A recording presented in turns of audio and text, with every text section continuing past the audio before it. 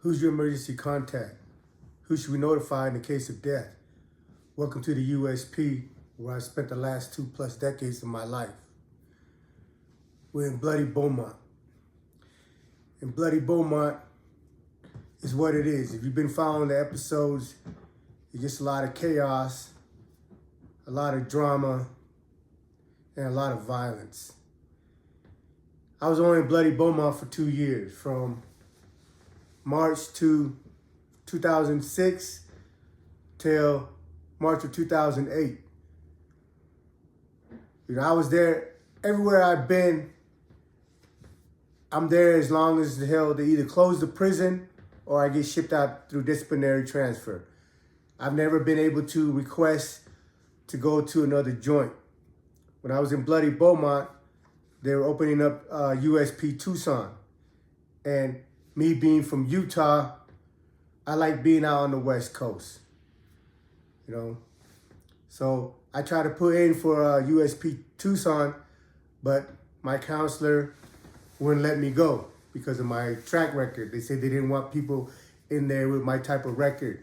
They wanted people in there that was gonna go over there and program and get jobs and help, clean up and fix up the facility, instead of having, because, when you open up a penitentiary, it's chaotic. Everybody's fighting for territories.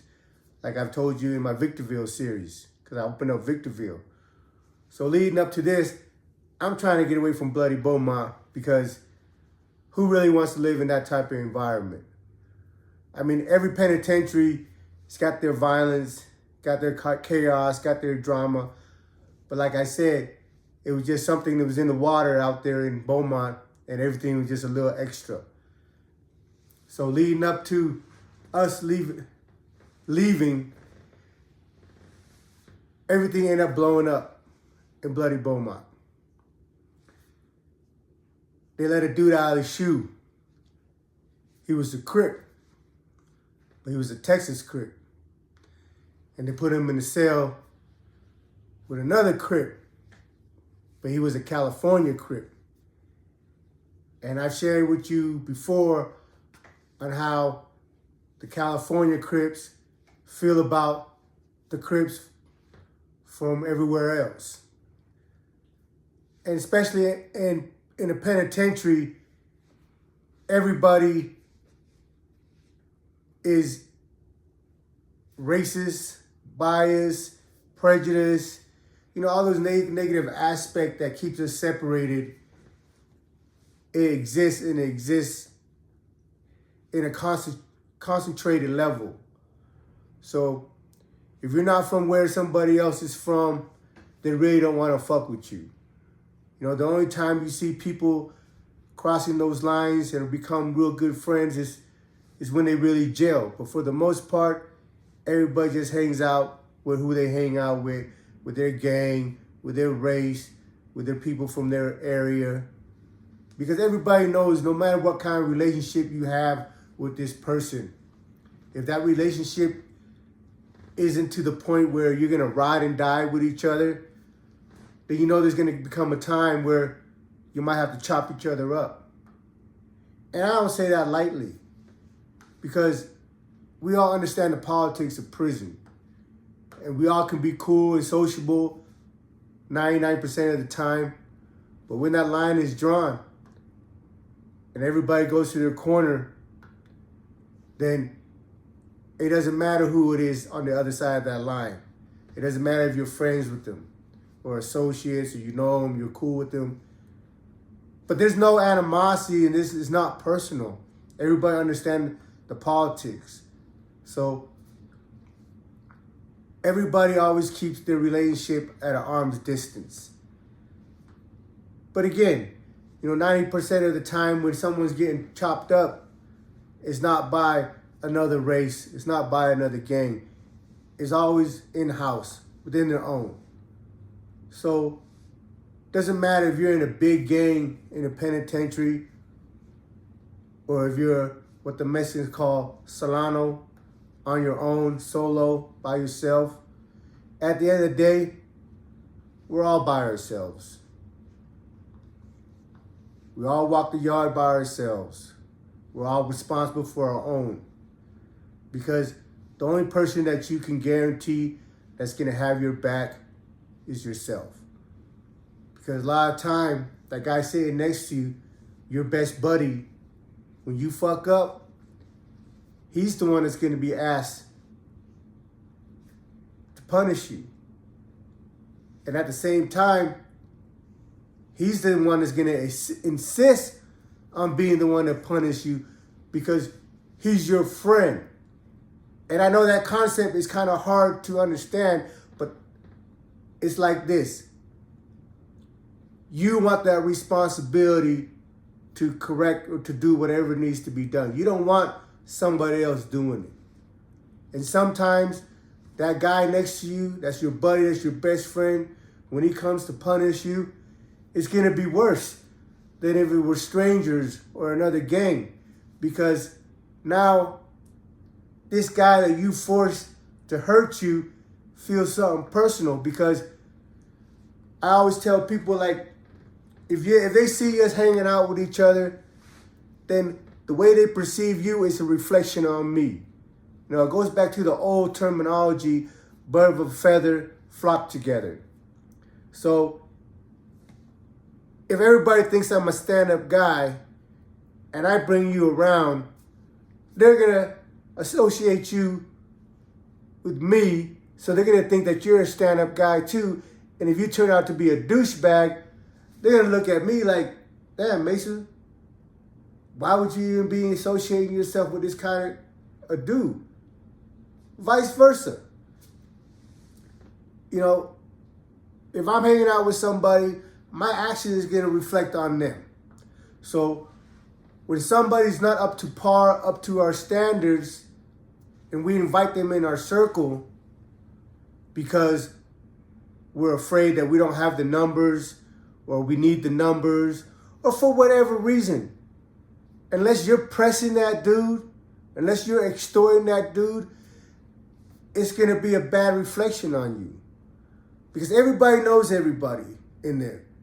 When you come through, especially after you've been in the system for a while, there's always going to be somebody that knows you from another spot. So no matter what you've done over there, whatever you're trying to hide, it's going to get exposed, only a matter of time. So when I see people, and I know this dude is foul, but he's hanging out with somebody I respect, it makes me look at that person that I respect, you know, with a raised eyebrow.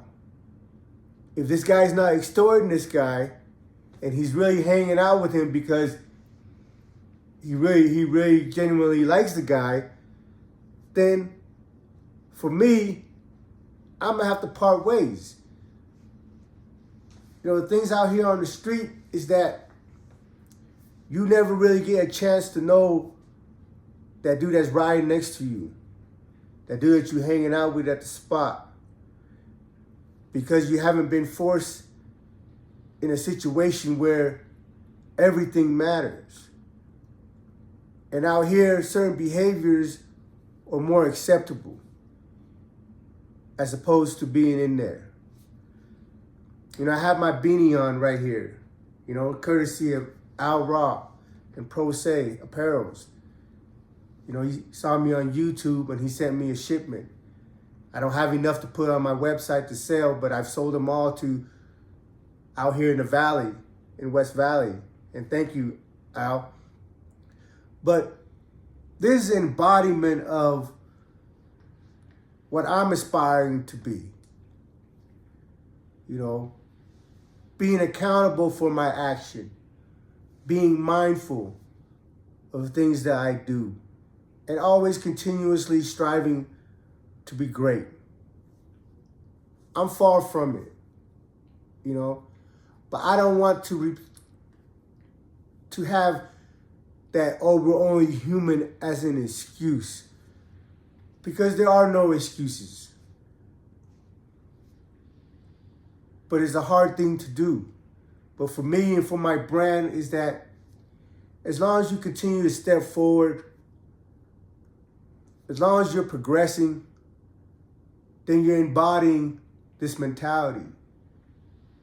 You know, when I first came out and I was telling my wife about these things that I wanted to accomplish, these things that I wanted to pursue and do, and, you know, things that I was telling her, at one point she was like, that sounds too aggressive. You know, like, who's gonna get behind this gangster mentality that you want to push? And my answer to her, you know, if it sounds too aggressive, then it's not for them. Because if you understand, if you can really hear what I'm telling you, the things I am trying to not preach, but share with you, the mentality that I'm trying to embody, has nothing to do with about gang banging or being a criminal or being a gangster. You know, we just use gangster as the word for everything. Oh, that's gangster, that's this, that's that. Whatever. You know, I hear it through the course of my incarceration on TV and stuff that they use these words. But for me, BMA and my mentality is being responsible for your actions, being accountable, and speaking with integrity. So if that's what you're striving to be, if that's who you want to be, then you need to associate yourself and surround yourself with people that has the same mindset. Because everybody that you hang out with is a reflection on you, just like you're a reflection on the people around you. So if you're hanging around suckers, then everybody that sees that is going to assume that you're a sucker. You might not feel like you're not, but if you're hanging around suckers, you got to be a sucker. Or there's got to be something that you're condoning and accepting that is not up to par. When you come into the block, especially if you're off the bus, everybody in the unit, every gang, every race is going to come and introduce themselves to you. Hey, what's up, homie? Where'd you just come from? Oh, I just came from Victorville. Oh, yeah, why you got transferred? Oh, who you run with? And what nationality are you? Because these gang members in there and anybody else that has any type of sense, they always want to categorize everybody and know where everybody stands and who they are. So when it's time to blow up, they're not hitting the wrong people. You know, this video might get a little winded, but this is a 2-3 part. I'm just trying to give you the backstory on how your association affects you. And not just you, but everybody else around you. But back to the mentality. Like, that's what I'm trying to push out here. You know, again, this is not to glorify violence. This is not to, hey, look at me, I've been in prison, ooh, ah. You know, like I repeat, being in prison just means you failed at whatever it is you were doing.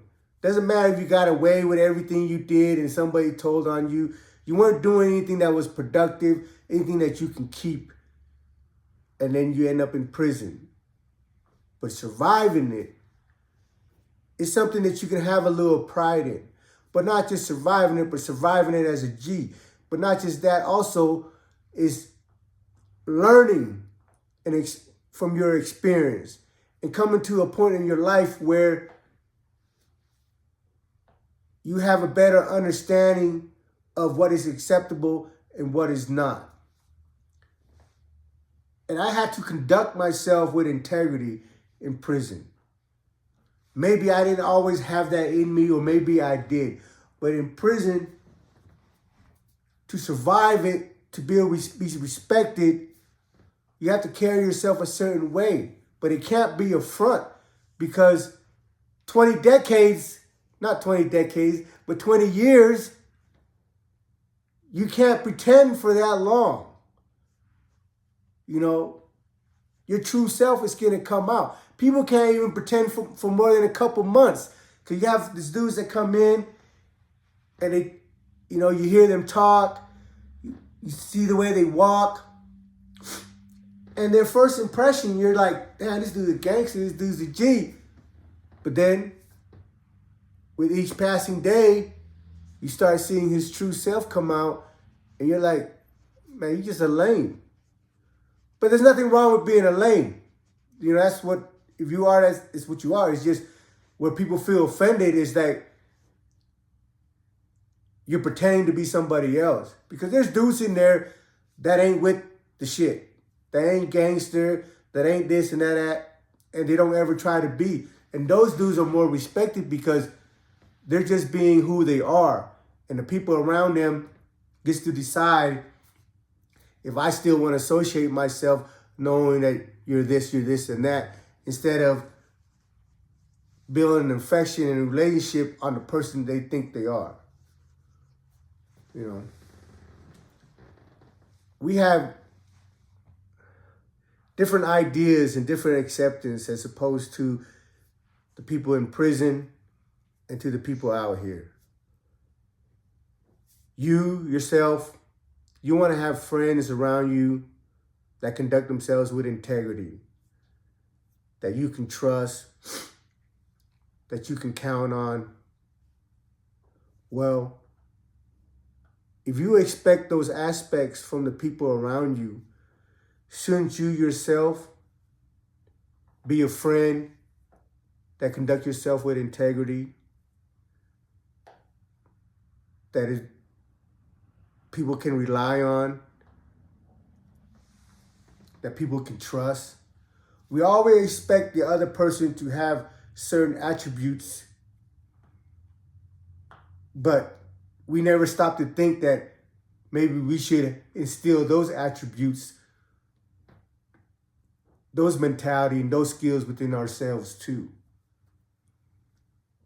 I'm not here to tell you, don't do this, don't do that. I'm not here to preach to you. I'm just here to let you understand that there's consequences with your actions, with your associations, with your deeds, with your words.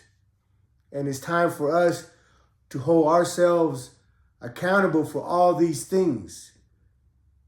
We can't dictate what somebody else does.